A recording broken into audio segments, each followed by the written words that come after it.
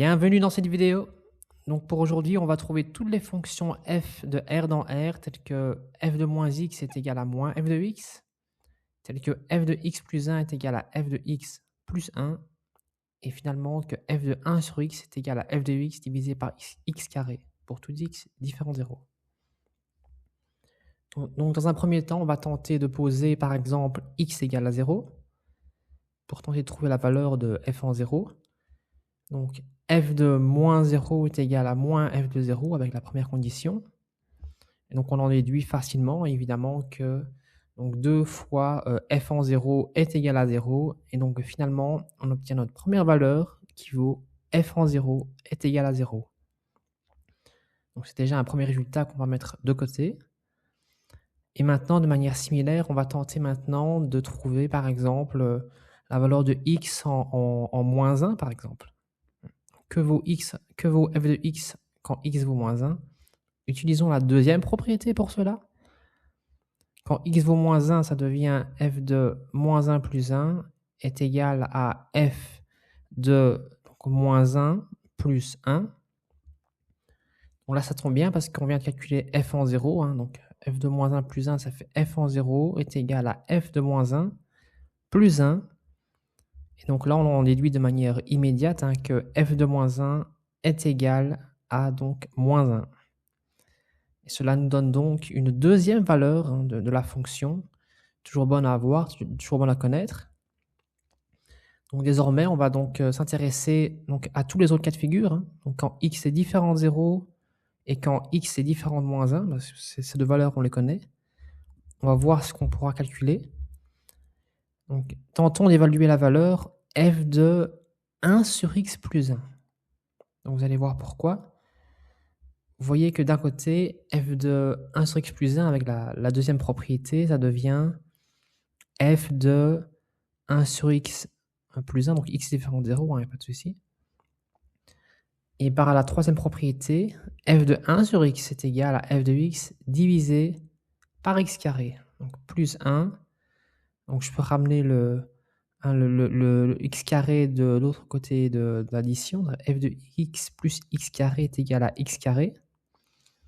On a ça d'un côté, mais d'autre part, quand on voit la variable 1 sur x plus 1, on peut la réécrire en fait d'une autre manière. On distribue le x, ça fait 1 plus x divisé par x.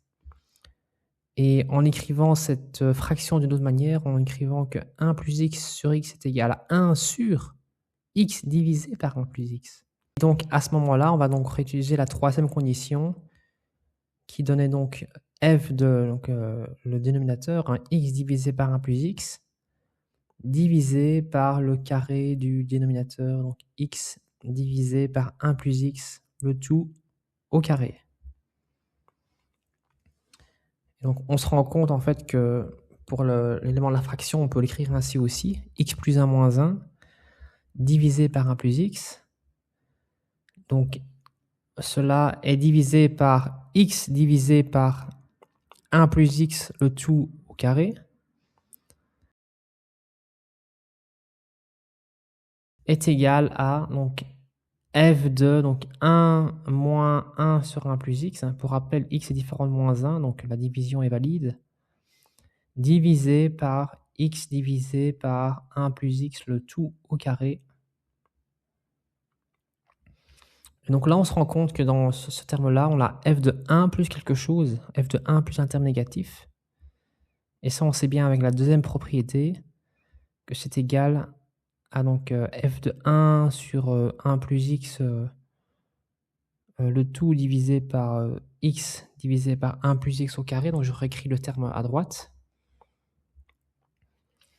Donc est égal à, donc là j'utilise la deuxième propriété, donc ça devient 1 plus la variable, donc moins 1 plus 1 plus x, divisé par x divisé par 1 plus x au carré. Et donc là, à ce niveau-là, on peut se rendre compte qu'on peut aussi utiliser le fait que f est une fonction impaire, et on peut sortir le moins de la fonction. Donc ça devient 1 moins f de donc 1 sur 1 plus x divisé par x donc divisé par 1 plus x, le tout au carré. Et donc là, à ce niveau-là, on peut aussi réutiliser la troisième condition. Ça fait 1 moins f d'un élément qui s'inverse. Donc ça fait la variable f de 1 plus x divisé par le carré de la variable. C'est la troisième condition. 1 plus x au carré. Le tout divisé par x divisé par 1 plus x au carré. Donc voilà. Et donc à ce niveau-là, ce qu'on peut faire maintenant, c'est vraiment tenter d'égaliser nos deux éléments. Donc l'élément tout au-dessus à droite. Donc on avait écrit ici. Donc je le rappelle ici, je le réécris ici. Donc f de x plus x carré divisé par x carré.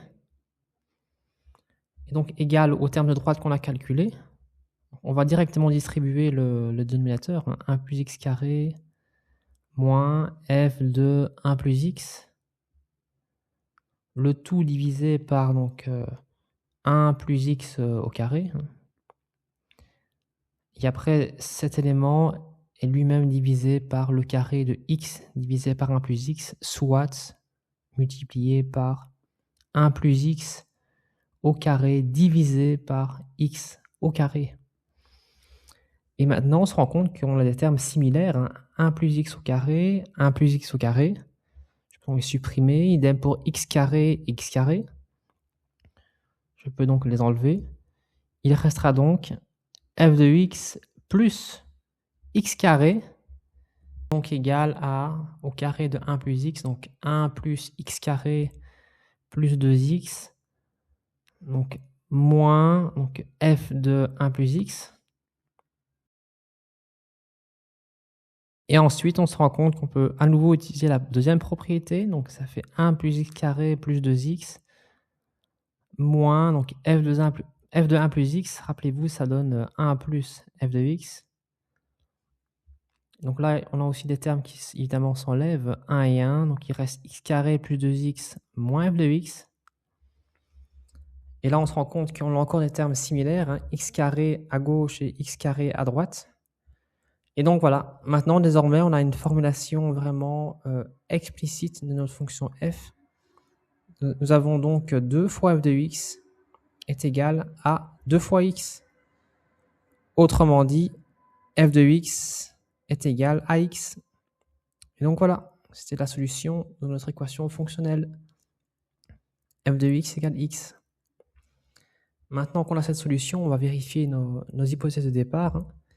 Est-ce que cette fonction est-elle bien impaire, comme le veut la première propriété? Donc ça, évidemment que oui. Donc f de moins x, ça donne moins x, et moins f de x, donc moins x, donc c'est correct, c'est bien similaire.